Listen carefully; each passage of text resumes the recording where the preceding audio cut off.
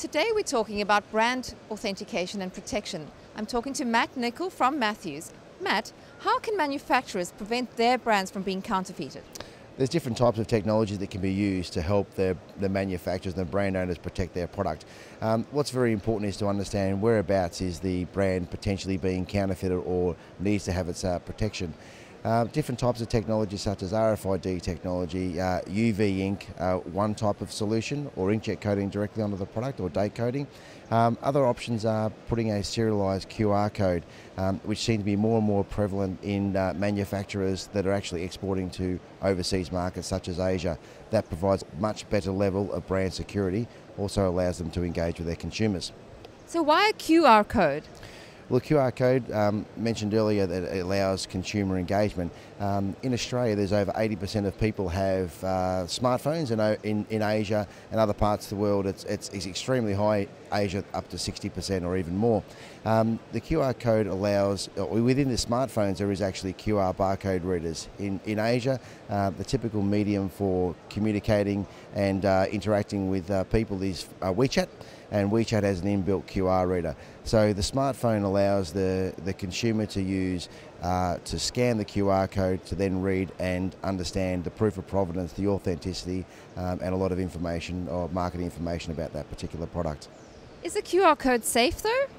Well, the QR code is safe, but it's only as safe as the way that QR code is managed by the provider. So the QR code is just a symbology, it's a barcode symbology, and the information typically is an encrypted code that we put into the QR code that is then stored on Amazon servers or on secured cloud servers.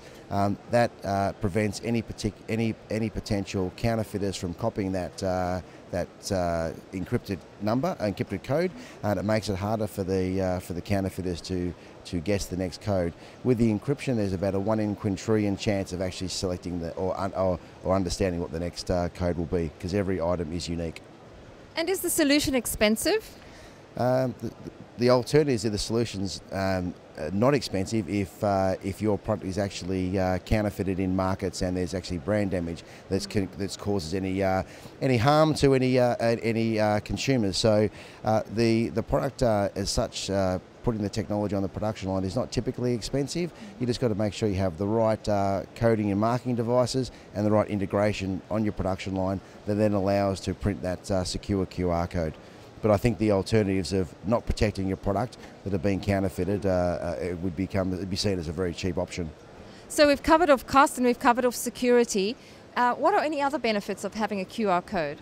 I think that the other key benefit is the consumer engagement for the brand owners. So typically a lot of money and a lot of investment is spent in marketing dollars.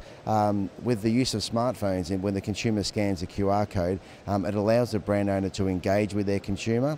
It allows them to provide a tailored marketing message, and also provides the ability to provide loyalty points or some sort of promotional activities that allow that brand owner to really engage with their consumer.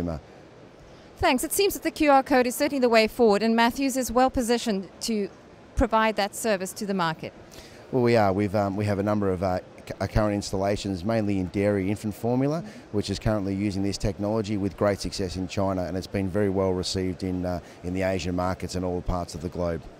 Thanks for letting us crack the code on QR codes. Thank you.